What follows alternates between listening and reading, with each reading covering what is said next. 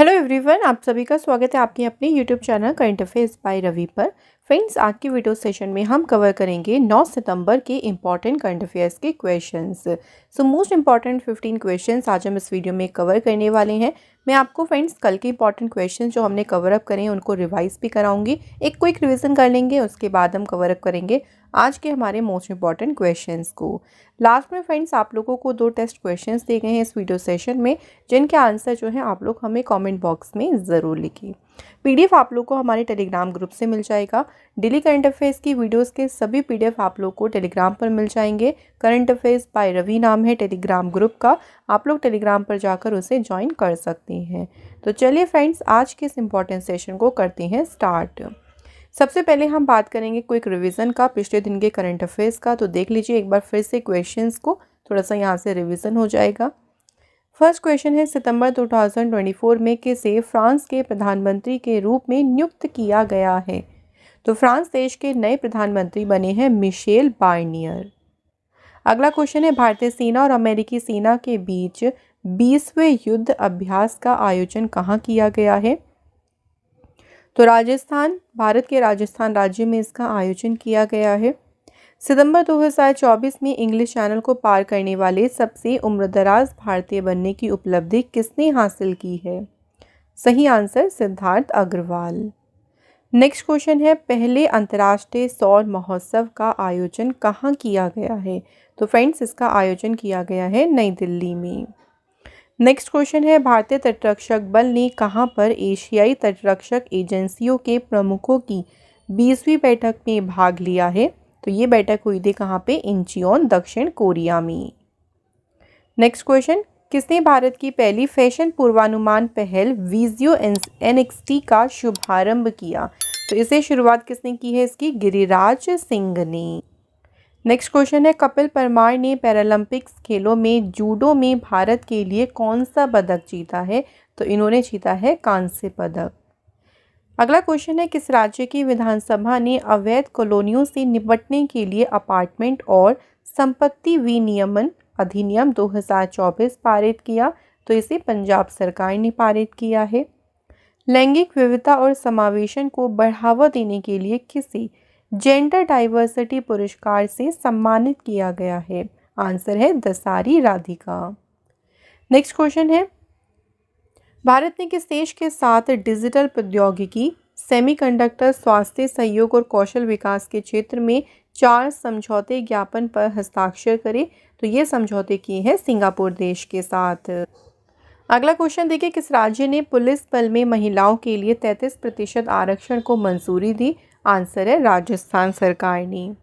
भारतीय नौसेना ने किस देश की नौसेना के साथ समझौता किया है जिसके तहत वह उस देश की समुद्र में दुर्घटनाग्रस्त पनडुब्बी दल का बचाव करने में मदद करेगा?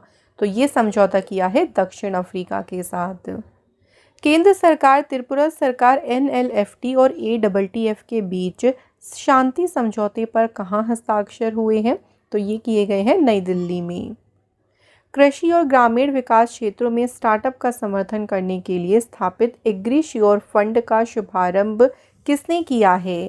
तो इस फंड का शुभारंभ किया है शिवराज सिंह चौहान ने। एंड आखिरी क्वेश्चन है, सितंबर 2024 में भारत के नियंत्रक और महालेखा परीक्षक ने सार्वजनिक लेखा परीक्षा में सहयोग को मजबूत करने के लिए किस देश के लेखा परीक्षा निकाय के साथ में एक समझौते ज्ञापन पर हस्ताक्षर किए हैं? तो ये समझौता किया है किसके साथ में? संयुक्त अरब अमीरात के साथ। तो ये हमारा हो गया एक क्विक रिवीजन। अब बात करेंगे हम आज के मोस्ट इंपॉर्टेंट क्वेश्चंस के बारे में। फर्स्ट क्वेश्चन देखिए, पेरिस पैरालंपिक 2024 में प्रवीण कुमार ने ऊंची कूद T64 स्पर्धा में कौन सा पदक जीता है? प्लेयर का नाम है प्रवीण कुमार और इन्होंने अभी ऊंची कूद में देखिए भारत के लिए जीता है स्वर्ण पदक। इस बार काफ़ी अच्छा भारत का परफॉर्मेंस रहा है पैरालंपिक्स गेम्स में, तो उसमें ही एक और स्वर्ण पदक भारत के नाम आया है जो जीता है किसने? प्रवीण कुमार ने। और किस इवेंट में, किस स्पर्धा में जीता है ये ज़रूर याद रखेंगे, ऊंची कूद T64 स्पर्धा में। इससे पहले अगर हम इनकी पिछली परफॉर्मेंस की बात करें, 2020 में जो टोक्यो ओलंपिक्स हुए थे, पैरालंपिक्स थे, उसमें उन्होंने रजत पदक जीता था और इस बार ये स्वर्ण पदक विजेता रहे। कहाँ से बिलोंग करते हैं, तो देखिए प्रवीण कुमार जो है ये भारत के उत्तर प्रदेश राज्य से बिलोंग करते हैं। इस बार अगर हम पेरिस पैरालंपिक्स की बात करेंगे तो भारत ने अब तक के सबसे ज़्यादा स्वर्ण पदक जीते हैं। पिछली बार टोक्यो पैरालंपिक्स की बात करेंगे तो इस बार भारत ने 5 स्वर्ण पदक जीते थे। लेकिन इस बार अगर हम बात करें, देखिए कौन कौन से प्लेयर हैं जिन्होंने स्वर्ण पदक जीता है, तो यहाँ पे सभी प्लेयर्स और उनके स्पोर्ट्स का नाम लिखा हुआ है। ये आपको एग्जैक्ट याद रखना है, सभी बहुत इंपॉर्टेंट है। तो चलिए एक बार इनको देख लेते हैं इंपॉर्टेंट पॉइंट्स को। सबसे पहला स्वर्ण पदक लेके आई थी अवनी लेखरा शूटिंग में। नितेश कुमार ने बैडमिंटन में जीता स्वर्ण पदक। फिर सुमित अंतिल जैवलिन थ्रो, हरविंदर सिंह तीरंदाजी, Dharmveer club throw, Praveen Kumar high jump जिसे हम कहते हैं ऊंची कूद, नवदीप सिंह जैवलिन थ्रो। तो ये सभी जो खिलाड़ी हैं ये इन सभी ने स्वर्ण पदक जो है इस बार जीता है पैरालंपिक्स खेलों में। तो आज देखिए 8 सितंबर है, आज पैरालंपिक्स खेलों का एंड हो गया है, मतलब आज ये लास्ट डे है पैरालंपिक्स खेलों का। जो जितने भी यहाँ से क्वेश्चंस देखिए आपके बनेंगे, चाहे वो आपके पदक विजेताओं से हों, चाहे कोई वेन्यू को लेके हों, याद ज़रूर रखिएगा बिकॉज आने वाले एग्ज़ाम के लिए ये टॉपिक काफ़ी इम्पोर्टेंट होने वाला है। आइए बात करते हैं नेक्स्ट क्वेश्चन की। वर्ष 2024 में किस देश को न्यू डेवलपमेंट बैंक का नया सदस्य बनाया गया है? तो अभी हाल ही में कौन सी कंट्री नई मेंबर बनी है न्यू डेवलपमेंट बैंक की? सही आंसर है देखिए अल्जीरिया। तो अल्जीरिया को ब्रिक्स न्यू डेवलपमेंट बैंक जो है इसका सदस्य, मतलब ब्रिक्स ने न्यू डेवलपमेंट बैंक का सदस्य बनने के लिए अल्जीरिया को अधिकृत किया है। एनडीबी जो है यानी जिसे हम न्यू डेवलपमेंट बैंक कहते हैं, इसकी जो स्थापना थी ना वो 2015 में की गई थी। और वो किसने करी थी? जो ब्रिक्स का समूह है जिसमें हम कहते हैं ब्रिक्स में ब्राज़ील, रशिया, इंडिया, चाइना और साउथ अफ्रीका, इन देशों ने मिलकर एनडीबी की स्थापना की थी। फिर इसमें और भी कंट्रीज़ को शामिल किया गया, जैसे 2021 में इसमें शामिल हुए बांग्लादेश, मिस्र, संयुक्त अरब अमीरात और उरुग्वे। तो इनको नए सदस्य के रूप में शामिल किया गया था। और अब एक और नया सदस्य बन गया है न्यू डेवलपमेंट बैंक का, जो कि है अल्जीरिया। न्यू डेवलपमेंट बैंक जो है देखिए इसकी स्थापना हुई थी जुलाई 2015 में। मुख्यालय इसका है शंघाई, चीन में। अब देखिए टोटल सदस्य देश कौन कौन से हैं इसके? अल्जीरिया, बांग्लादेश, ब्राज़ील, चीन, मिस्र, भारत, रूस, दक्षिण अफ्रीका, संयुक्त अरब अमीरात और उरुग्वे। और अध्यक्ष देखिए इसके कौन है? Dilma Rousseff. अल्जीरिया की बात करते हैं तो ये अफ्रीका में है। राजधानी है यहाँ की अल्जीरियस, मुद्रा है अल्जीरियाई दिनार और राष्ट्रपति हैं यहाँ के अब्देल मजीद तेबोनी। क्लियर है फ्रेंड्स दोनों क्वेश्चन? चलिए अगला क्वेश्चन देखिए। किसे पेरिस पैरालंपिक 2024 के समापन समारोह में भारतीय ध्वजवाहक के रूप में नियुक्त किया गया है? तो पेरिस पैरालंपिक की जो क्लोजिंग सेरेमनी हुई है देखिए उसमें भारतीय ध्वजवाहक इंडिया के फ्लैग बियरर के रूप में कौन नियुक्त हुए? तो प्लेयर्स के नाम याद रखने हैं, हरविंदर सिंह और प्रीति पाल। तो ये भारत के जो समापन समारोह हुआ है पेरिस पैरालंपिक में, उसमें ये भारत के ध्वजवाहक के रूप में नियुक्त हुए हैं। हरविंदर सिंह स्वर्ण पदक विजेता रही हैं और पैरालंपिक में 2 बार पदक जीतने वाली जो भारतीय महिला धाविका हैं प्रीति पाल, इनको भारत के ध्वजवाहक के रूप में नियुक्त किया गया है। इस बार प्रीति पाल के बारे में याद रखिएगा, इन्होंने 2 मेडल्स जीते हैं। एक तो T35 100 और 200 मीटर की जो रेस हुई थी, स्पर्धा हुई थी, उसमें इन्होंने जो है वो कांस्य पदक जीता है। तो इनका नाम याद रखेंगे, बहुत इंपॉर्टेंट है क्योंकि एक ही गेम में 2 बार इन्होंने मेडल्स जीते हैं। नेक्स्ट क्वेश्चन है, पेरिस पैरालंपिक 2024 में नवदीप सिंह ने पुरुषों की भाला फेंक F41 फाइनल स्पर्धा में कौन सा पदक जीता है?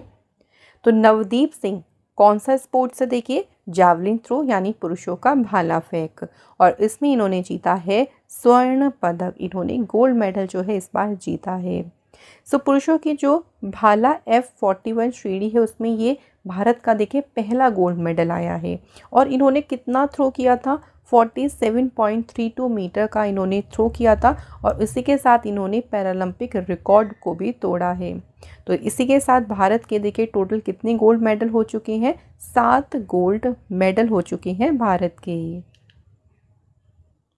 अगला क्वेश्चन देखिए, कौन एशियाई ओलंपिक परिषद के पहले भारतीय अध्यक्ष नामित हुए हैं? तो अभी देखिए जो ओलंपिक काउंसिल ऑफ एशिया है ना, इसके पहले इंडियन प्रेसिडेंट कौन चुने गए हैं? तो सही आंसर है रणधीर सिंह।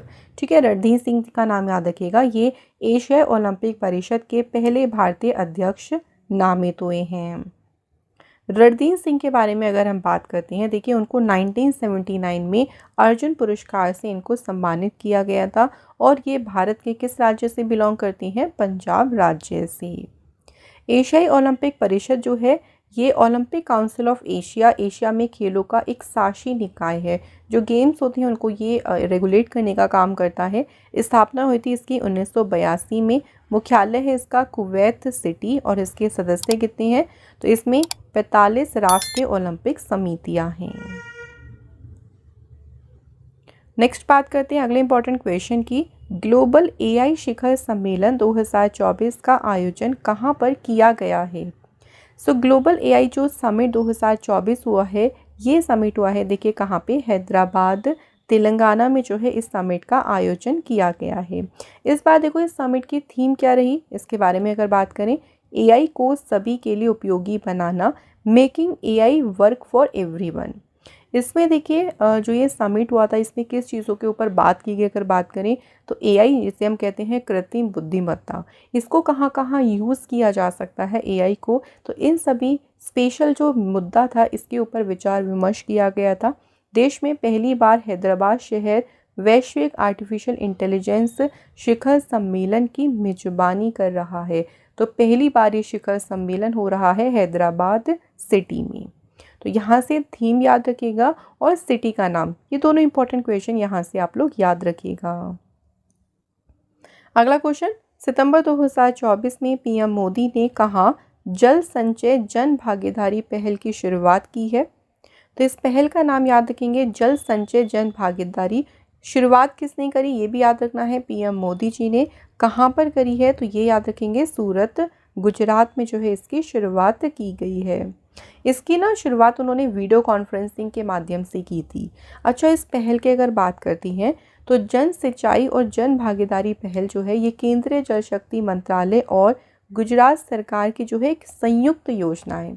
इस योजना का लक्ष्य क्या रखा गया है कि राज्य भर में लगभग 24,800 वर्षा जल संचयन संरचनाओं का निर्माण करना है।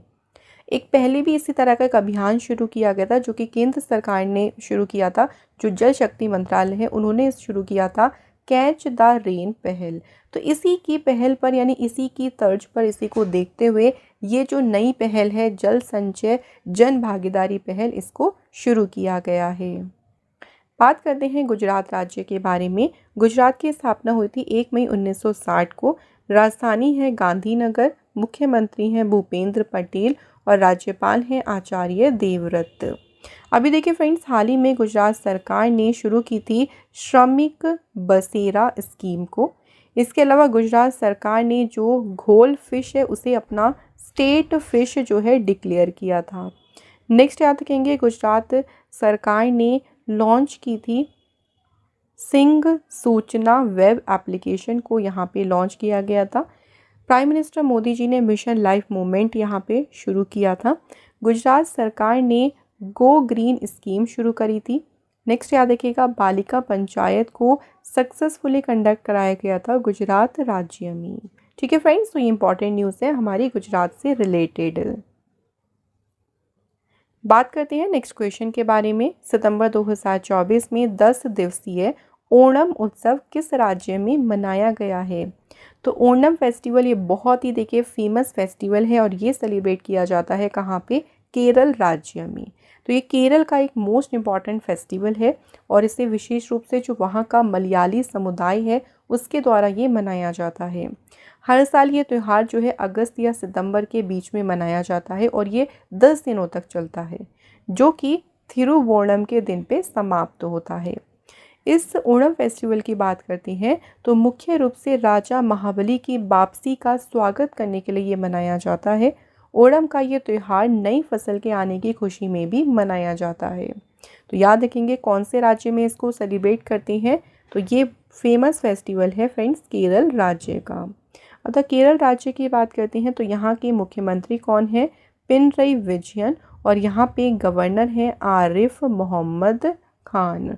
ये दोनों इंपॉर्टेंट पॉइंट्स को याद रखिएगा केरल से। आइए फ्रेंड्स अगले क्वेश्चन की बात करते हैं।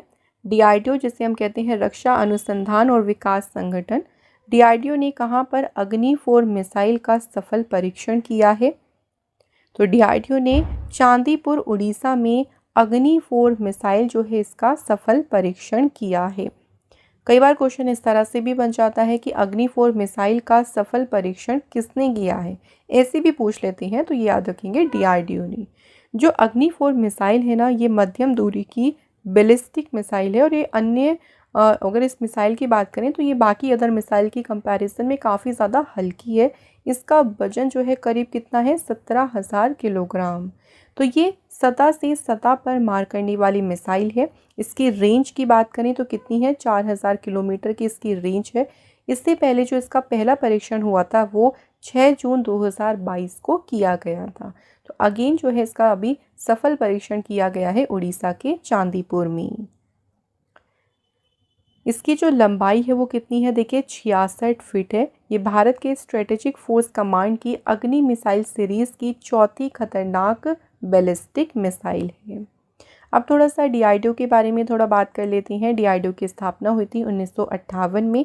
मुख्यालय इसका नई दिल्ली में है और अध्यक्ष हैं इसके समीर वी कामत। अगला क्वेश्चन देखिए। अप्रैल से जुलाई 2024 में 81 लाख करोड़ रुपए के लेन देन करने वाला दुनिया का शीर्ष भुगतान प्लेटफॉर्म कौन सा बना है? अप्रैल से लेके जुलाई तक की बात करें तो कितना ट्रांजैक्शन हुआ है इससे? 81 लाख करोड़ रुपए का। सबसे ज़्यादा ट्रांजैक्शन इस प्लेटफॉर्म से हुआ है और प्लेटफॉर्म का नाम क्या है? यूपीआई।